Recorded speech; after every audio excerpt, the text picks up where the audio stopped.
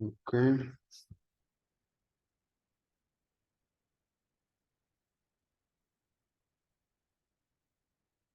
En lo que se conectan, voy empezando con lo que ya vimos, nada más para que quede como guardado.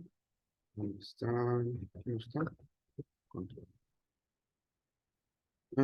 ¿Qué fue la respuesta transitoria de un sistema? Que fue lo último que vimos, ¿no?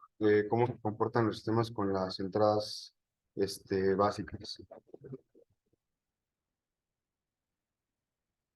Eh, Hola, Ariel, ¿qué tal? Buenas tardes. Bueno, le Hola, profe, comento, buenas, buenas.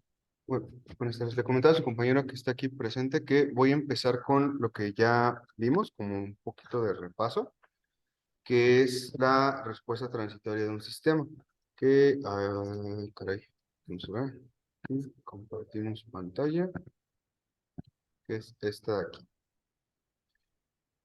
Ok, Eh, sí, que eso fue lo que ya estuvimos viendo. ¿Por qué no lo puedo ver yo? Ah, ok. Eh, Entonces, eso en lo que se comporta, en lo que se conectan sus demás compañeros y también sí, eh, para que quede como registrado en lo que vamos trabajando. También lo que estaríamos viendo hoy, que es la parte siguiente, que se llama método de gráficas. Igual es un poquito directo porque son fórmulas, entonces es nada más cómo podemos obtener la función de transferencia si tenemos los datos experimentales, ¿no? Entonces, vamos a empezar con esto. Bueno, esta ya la tenía, digamos que preparada, pero pues ya vimos que todos los sistemas van a tener entrada, salida y lo que es la función de transferencia. La función de transferencia, pues simplemente lo que hace es transformarnos lo que sea que nosotros tengamos de entrada a lo que sea que nosotros tengamos de salida. Bueno, aquí no sé si lo vieron o si lo aclaré o si queda claro, pero la diferencia entre una función de transferencia y una ecuación o una función regular, porque al final de cuentas, si nosotros graficamos x contra y, nos da una función. La diferencia de una función de transferencia es que la función de transferencia forzosamente tiene que ser una ecuación diferencial. Entonces, forzosamente tiene que tener el comportamiento lineal, digamos, el comportamiento directo, el cambio en el tiempo y a veces más derivadas, ¿no? Pero por lo menos tiene que tener esas dos y siempre vamos a tener la variable que está cambiando y la variable del tiempo, o sea, las dos, digamos que ahí entrelazadas. Por eso es que terminamos con una ecuación diferencial y por eso es que nos terminan dando números complejos y por eso es que nos pasamos al dominio de la frecuencia. Si nos pasamos al dominio de la frecuencia, eliminamos una de las variables, pero la seguimos contemplando, por así decirlo.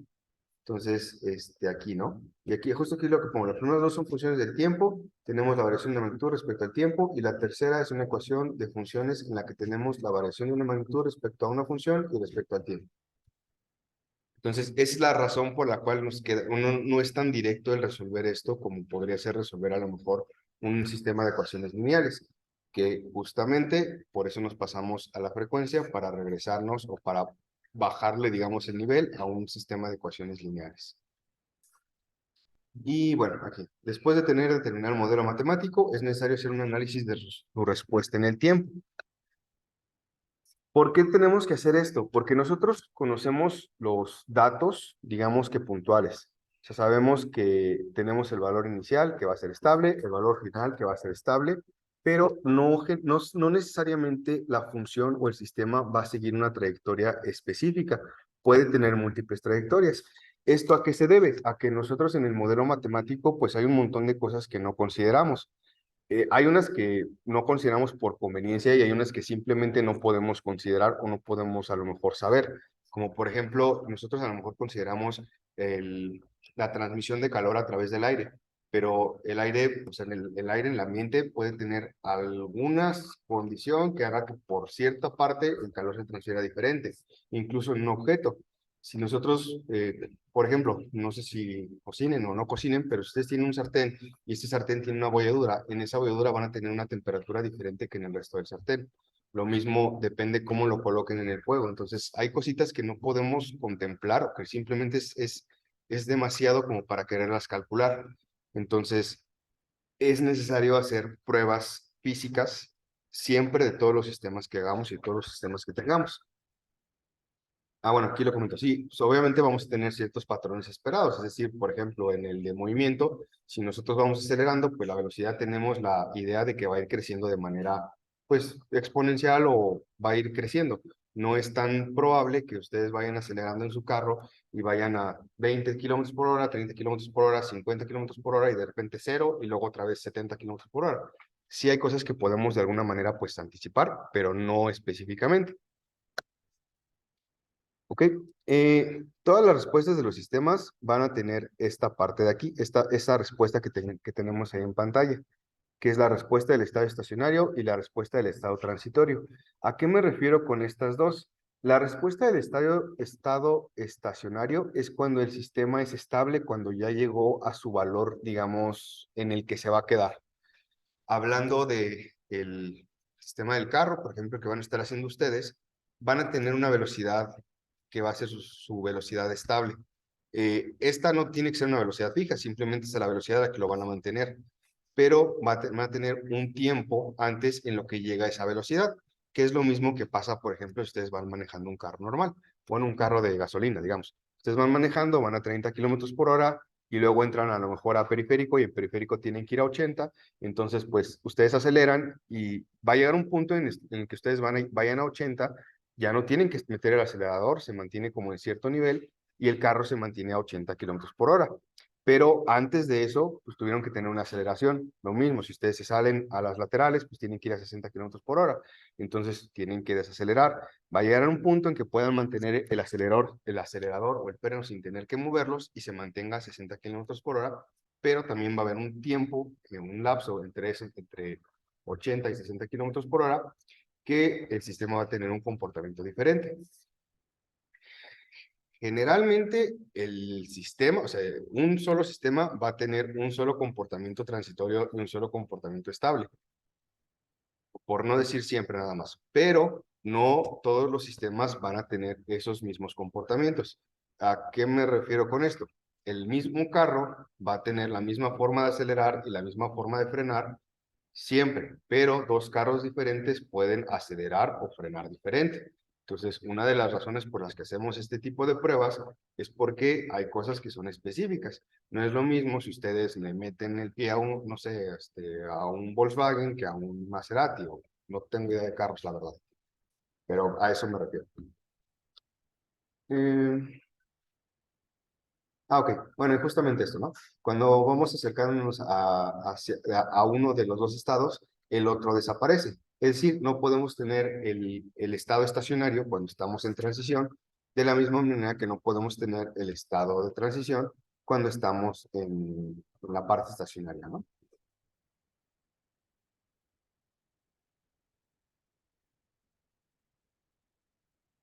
Ok, entonces aquí vamos a abordar un poquito de la estabilidad. Me parece que ya lo habían visto, pero igual nada más esto va a ser como un breviario cultural. Em,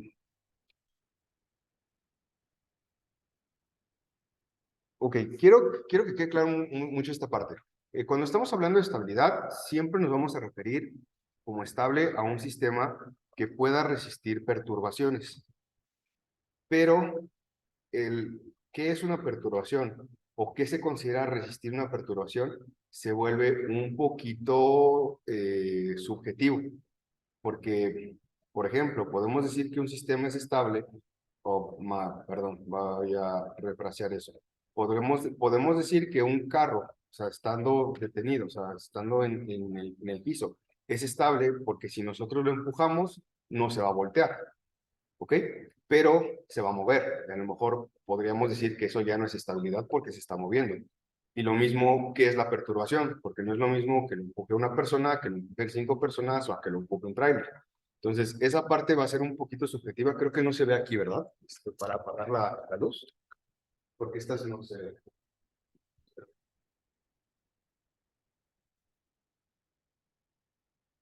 ¿Sí me paró? Sí.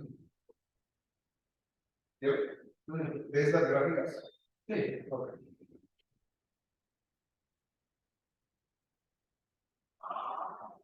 Ya es que tiene el proyector, no se veían también. Entonces, esa parte va a ser un poquito subjetiva y tenemos que nosotros definir qué queremos o qué es que nuestro sistema se considere estable qué consideramos una perturbación admisible y qué consideramos una variación admisible. Y también hay varias formas de definir o de evaluar la estabilidad del sistema. El que utilizamos por excelencia se llama Routh-Hurwitz, que se lo vamos a ver aquí y a lo mejor lo vieron, que es básicamente aplicar unas operaciones al sistema y ver su salida y ver cómo quedan los polos y los ceros. Es lo más, digamos que lo de cajón, pero no es la única opción, simplemente es ahora sí que la básica y con la que nos vamos a ir. Y ok.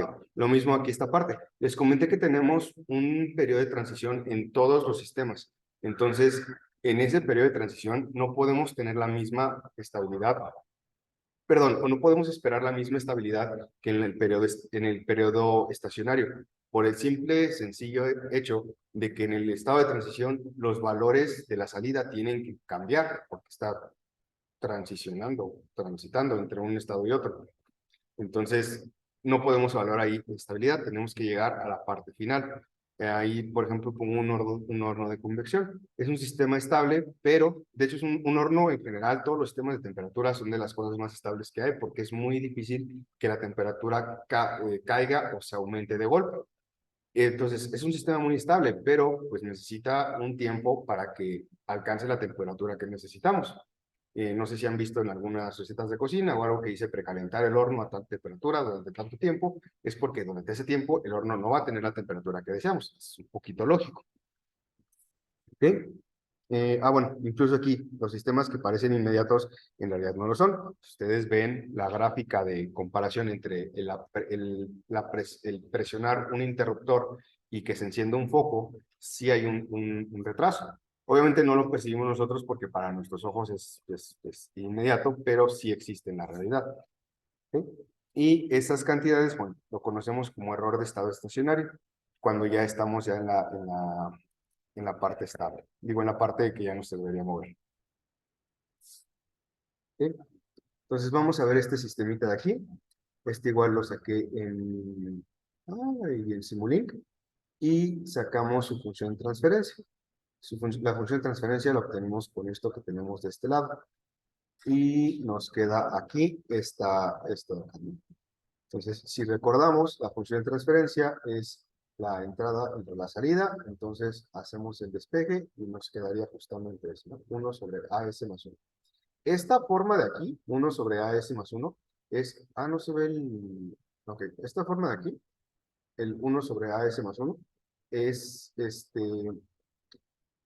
el esqueleto, el molde, o no sé cómo quieran verlo, de todas las funciones de transferencia, ¿ok? Todas van a tener, o la mayoría va a tener este molde, y la mayoría la podemos modelar con esta forma. No importa si es de segundo, tercer, cuarto, bueno, creo que hasta segundo y tercero máximo. Podemos modelarla de esta manera con ciertas, pues vamos a llamarle condiciones. Eh,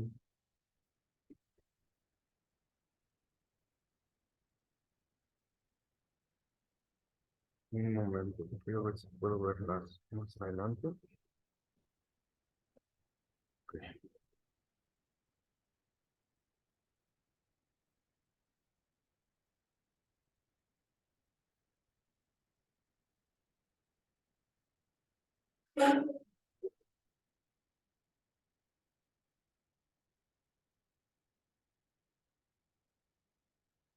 Y el otro son las actividades personales que corresponden a ustedes. Entonces voy a crear una otra presentación. A ver, vamos esto tantito y abrimos la otra. Es lo de método de gráficas.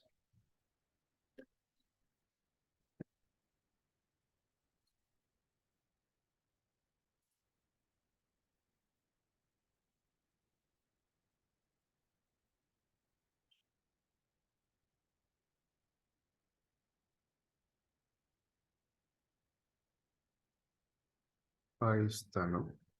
Ahí también se ve en línea, ¿no? Que es lo que se está grabando. Sí, profe. ¿Sí? Ok. Entonces, bueno, ya vieron, déjenme quitar estos, que podemos obtener la función de transferencia de un sistema con el modelado matemático de su comportamiento y de su cambio, es decir, su ecuación y su ecuación, perdón, su función y su derivada de la función. Esto, pues, como a lo mejor lo vieron en los ejemplos que hicieron o no, pues va a tener ciertos problemas. A veces el sistema puede ser complicado o a lo mejor está fuera de lo que nosotros sabemos y también pues siempre va a haber cosas que no podemos predecir o que no sabemos exactamente cómo se va a comportar. La otra opción que podemos acceder y que también es bastante utilizada es que utilicemos los datos del sistema para sacar la función de transferencia. Entonces, eh, ya también vimos que los sistemas lineares de transición tienen una respuesta específica a entradas específicas, que era parte de lo que iban a hacer, modelar un sistema, encontrar que les dieran los sistemas amortiguados o amortiguado y armónico en general, y vimos que podemos tener algunas de estas respuestas, ¿no? Como las que tenemos aquí, que creo que le puse el título, pero no alcanzo a ver.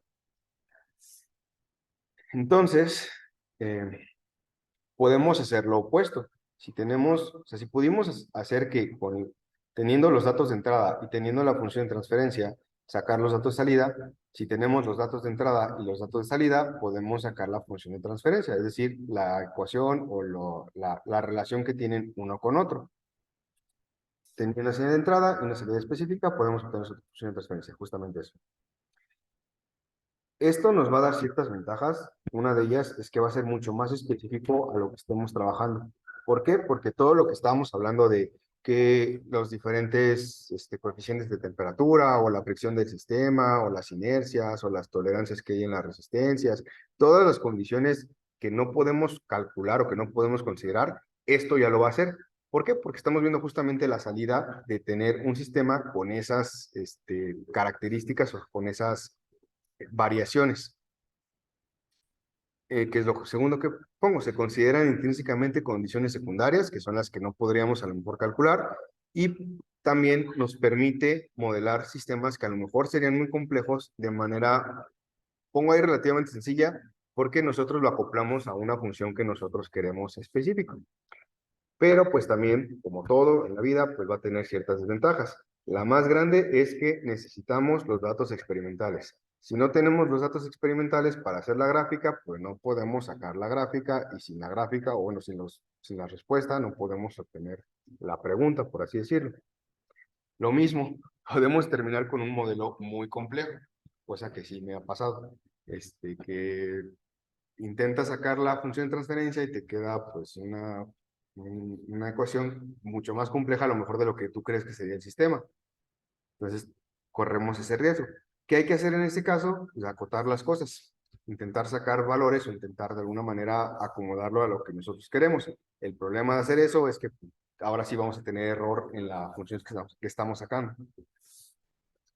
Lo mismo esta parte. Si existe algo como una interferencia externa que nosotros no estamos considerando para el modelo, o sea, vamos a suponer que estoy haciendo un sistema de temperatura y se me ocurre sacar las mediciones el día de hoy. No sé dónde estén ustedes que están en línea, pero pues por ejemplo aquí en Tecnilínea ahorita está muy húmedo y está muy frío.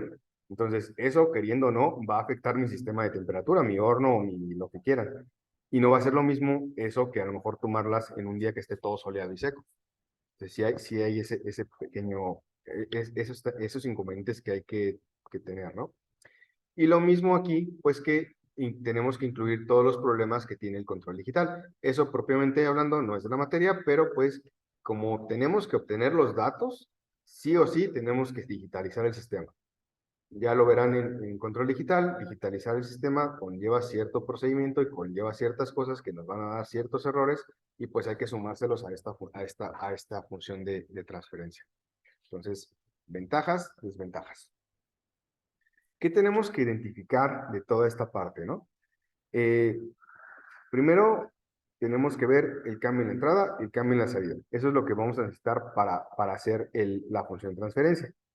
Y tenemos siempre que tener muy en claro y muy definido, es decir, para que no vayan a cambiar, con a lo mejor si hacemos 3 pruebas, que no cambie la prueba de hoy con la de mañana, con la de pasado mañana, o si hacemos 10 pruebas o 100 pruebas o las que sean, que siempre podamos hacerlas de la manera más igual posible. ¿Cuáles son las condiciones de operación? Que es lo que les comentaba, por ejemplo, lo del clima, la humedad o cualquier cosa. ¿Cuáles son las variables de entrada? Vimos en la primera sesión que tuvieron conmigo lo que es la variable controlada y lo que es la variable manipulable. Y también vimos que no siempre lo que queremos manipular es lo mismo que lo que queremos controlar. Y también que hay cosas, digo, no lo vimos propiamente, pero hay cosas que podemos o que debemos medir de manera indirecta. A lo mejor no podemos saber por ejemplo, no podemos saber la velocidad de un objeto con los sensores que tenemos en la actualidad. Lo más común es obtener la aceleración y con la aceleración medir la velocidad. ¿Qué hacemos? Pues hacemos la antiderivada. Lo mismo, algo que por ejemplo van a hacer ustedes, no pueden medir la velocidad de su robot. Lo que van a hacer es utilizar un tacómetro o utilizar un encoder y cambiar, o sea, la relación entre las vueltas que da la rueda hacia la velocidad que están teniendo.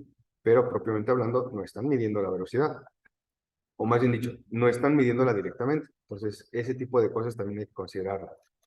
¿Qué perturbaciones pueden haber o qué perturbaciones le estamos metiendo nosotros al sistema? Al final de cuentas, si nosotros lo estamos haciendo funcionar o lo estamos encendiendo o lo que sea, le estamos metiendo una perturbación.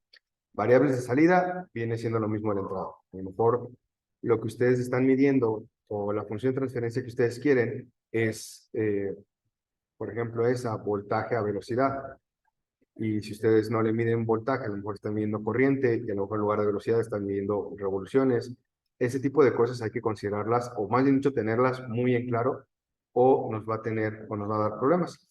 Y lo último es periodo de muestreo. Por periodo de muestreo, me refiero a cuánto tiempo vamos a estar eh, contemplando la señal o contemplando el sistema, porque regresamos al ejemplo del horno. Si nosotros queremos sacar la función de transferencia de un horno de conversión, incluso un horno casero, y medimos la temperatura desde que lo encendemos hasta 3 minutos después, pues nos va a dar datos basura.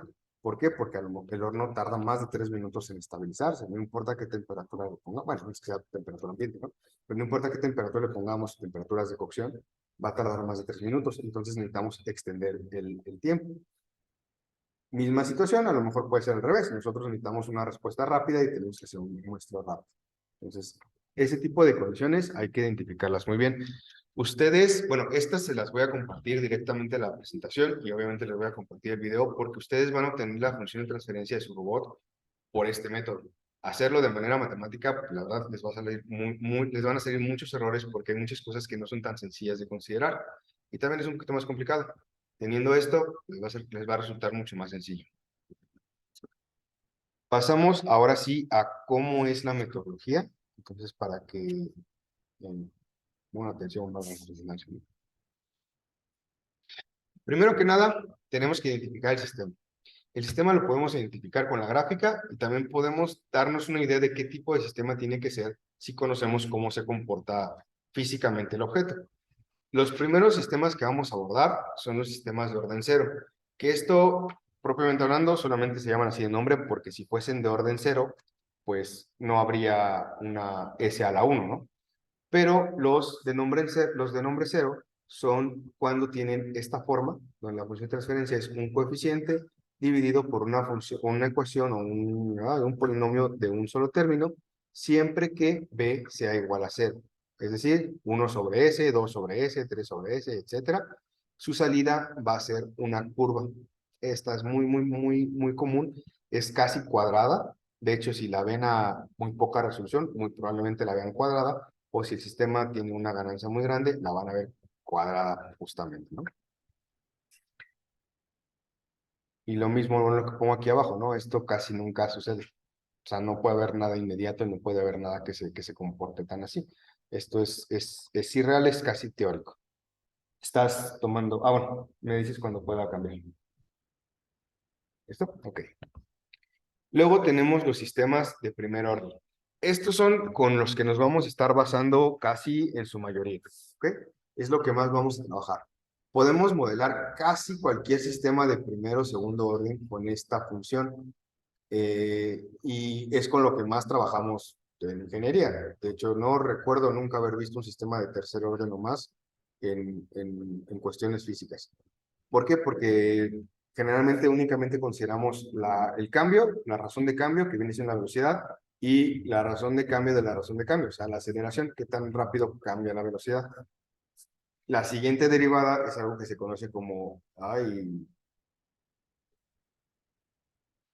vibración o como, tiene un nombre, se llama jiggling en inglés, que es como cuando es un cascabel, pero casi no lo consideramos, por lo menos para este tipo de cosas. Entonces, aquí, primero que nada, tenemos, si se fijan, la misma estructura, un coeficiente, un polinomio de grado 1, pero aquí le estamos poniendo letras de más. ¿Por qué? Porque siempre vamos a tener ahí coeficientes. La parte de arriba, la K, va a ser nuestra ganancia del sistema. Generalmente este nos indica qué tan rápido o qué tan fuerte sale la salida, qué tan alta sale la salida. Ahorita vamos a ver cómo se comporta con diferentes valores. Dígame. Dice B diferente de cero, pero ¿es B o Es esta misma, S más B. O sea, si pasamos esta a cero, este uno no va a ser cero, ¿no? O sea, sí, T es el B. sí, sí, B es diferente.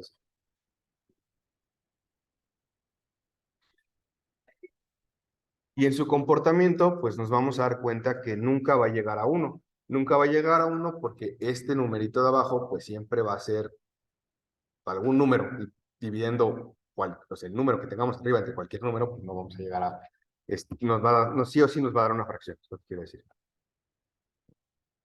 Y lo mismo, si vemos las dos gráficas, esta responde mucho más lento que la anterior. Entonces, esta nunca se va a ver cuadrada, siempre vamos a tener esa como curvita exponencial. Pero aún vemos eso de que sube y se estabiliza en algún valor.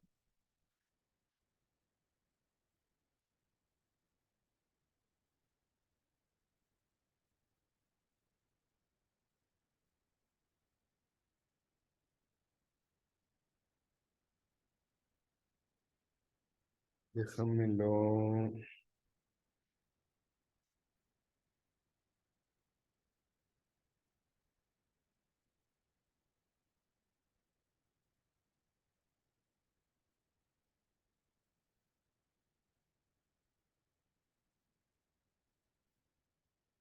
Sí, ese es B.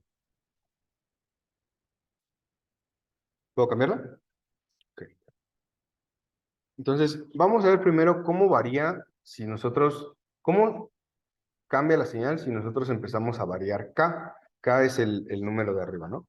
Entonces vemos que si vamos incrementando el K, pasan dos cosas muy interesantes. Aquí a lo mejor no se alcanza a ver, pero todas las gráficas tienen como límite superior el número 1. Entonces, conforme vamos incrementando K, vemos que se va acercando más, más y más al 1 y que además su respuesta es cada vez más rápida, es decir, se va haciendo cada vez más cuadrado. Esta K la conocemos como, porque dice aquí abajo A.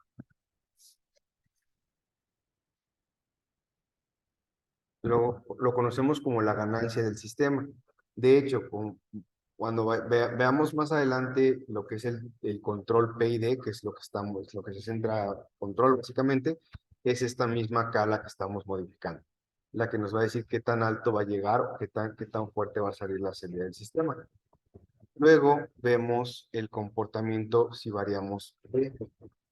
Si variamos B, si se fijan, lo que hace es retrasar la señal, ¿no? O sea, puede ser todavía mucho más arriba, pero pues, sí es esa, ¿no? Ah, sí, sí es esa. Pero se va haciendo cada vez más planita, más planita, más planita, más planita. Entonces, si agrandamos este lo suficiente, el sistema va a tardar más y más y más en estabilizarse. Esa- perdón, esa variable controla el tiempo de estabilidad, básicamente. Y luego tenemos aquí justamente los parámetros, ¿no? Voy a ver si hago esto un poquito más grande, yo creo. A ver, dame un momento.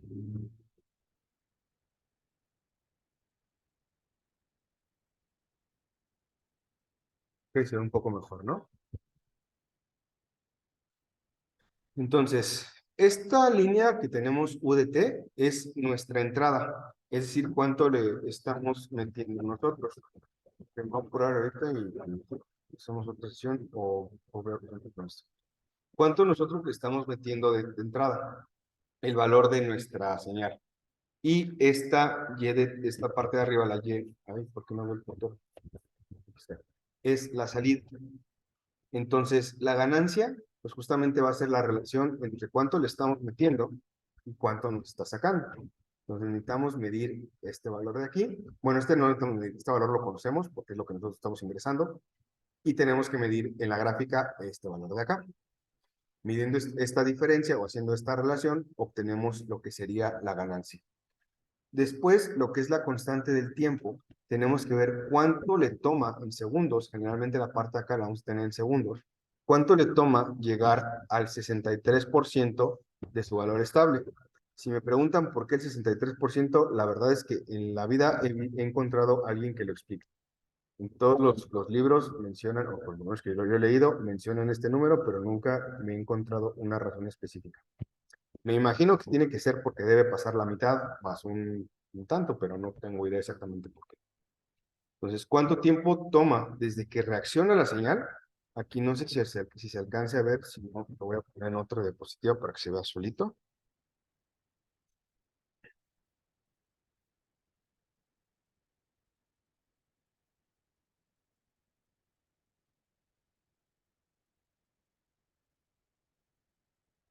Aquí si nosotros alcanzamos a ver, nuestro tiempo empieza en cero, pero hay un lapso que no hay señal, que es lo que tarda el sistema en empezar a reaccionar, y luego empieza a subir. Entonces, ese tenemos que identificar primero ese punto y luego cuánto tiempo le toma llegar a esto. Obviamente aquí, para empezar, vamos a tener, si lo hacemos, bueno, no más bien dicho, si lo hacemos únicamente con la gráfica, vamos a tener aquí un error. ¿Por qué? Porque, pues, ¿cómo van a saber dónde es el 63% exactamente en puntos, no? ¿Qué hay que hacer? Ver los datos, o sea, ver los datos en números, no nada más en la grafiquita. Sé que se llama método de gráficas, pero la idea es que es con los datos. Y con eso obtenemos la variable del tiempo. Entonces, si recordamos, nuestro sistema tenía esta forma, ganancia, tiempo, y nos faltaría esta B, que la podemos poner, por eso tenía un 1, porque la podemos poner con un 1 de cajón. Ay, no es cierto, es acá.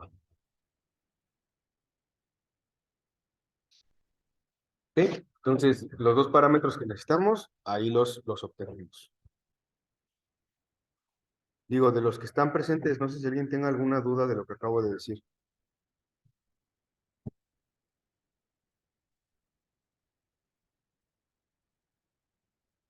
¿Ok? Voy a suponer que no.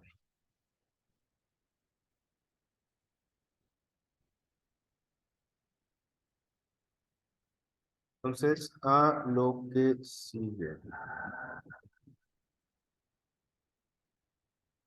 Al menos esto lo encontramos. Entonces, esta, por favor, tómenle foto, anótenla lo que quieran, pero este es digamos que su formulario, o este es lo que la que van a utilizar sí o sí para su robot. ¿Qué van a medir? Velocidad contra lo que le estén metiendo de voltaje de entrada. Entonces, eso ya lo veremos el día viernes en la parte práctica, pero velocidad contra voltaje de entrada.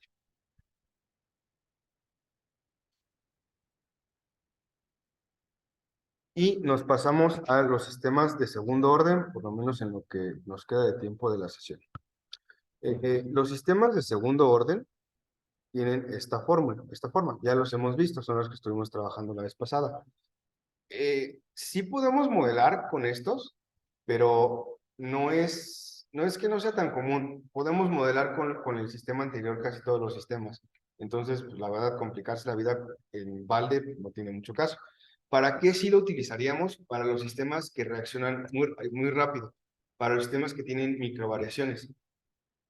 como es el caso, por ejemplo, de la estabilidad de los drones, por ejemplo, que sí, su variación es muy, muy fuerte y muy, muy rápida, entonces ahí sí necesitamos meterle uno de segundo orden, sí o sí. Para algunos sistemas mecánicos, como los de las suspensiones de las llantas, también sí lo necesitaríamos. ¿Qué otro se me ocurre así? Algunos de, bueno, igual algunos de robótica son los que más he visto, pero el punto es que son los sistemas que varían muy rápido y varían mucho. Si el sistema no varía tanto, aunque sea de segundo orden, o no varía tan rápido, podemos modelarlo con el de orden uno y nos va a funcionar perfectamente. Entonces, tenemos esta parte aquí. Ah, bueno, también, por ejemplo, algunos sistemas eléctricos que tengan valores de resistencias muy pequeños o valores de capacitores muy pequeños.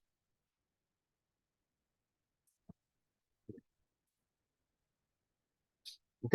Y bueno, esto ya lo vimos, nada más es como repaso. Tenemos algunos tipos de, diferentes tipos de sistemas. Los subamortiguados, que es como el primero, que vemos que reacciona y luego empieza a oscilar muchísimo, muchísimo, muchísimo hasta que termina. Perdón, los sobreamortiguados, que tienen una subida pequeña, una bajada igual pequeña y se estabilizan de golpe. Los críticamente amortiguados, lo pongo un asterisco porque, como ya les había comentado, aunque sí hay un parámetro o hay una forma de modelarlos, es un poquito subjetivo de dónde entra su amortiguado, digo, el críticamente amortiguado y dónde no, pero es la respuesta más suave del sistema.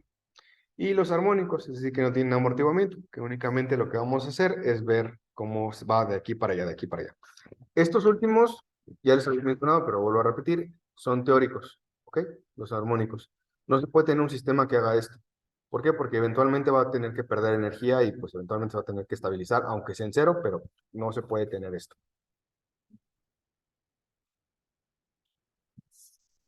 ¿Ok?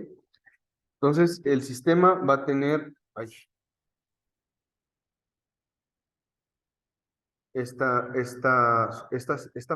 forma de aquí arriba, la cual podemos reescribirla en lo que nosotros utilizamos con esta forma de acá.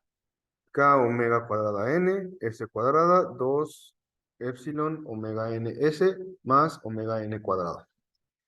Igual tenemos una especie de formulario para esto, ahorita lo vamos a ver, simplemente es para que identifiquen dónde está cada una. K es la ganancia del sistema, que es la misma definición que teníamos. Epsilon es el factor de amortiguamiento del sistema y omega n es la frecuencia natural, es decir, a qué frecuencia está oscilando, a qué frecuencia oscilaría el sistema de manera natural. Déjenme también voy a poner la otra en una sola imagen para que se vea más grande.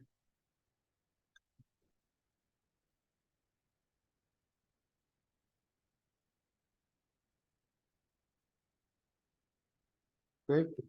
¿Le estás copiando todavía?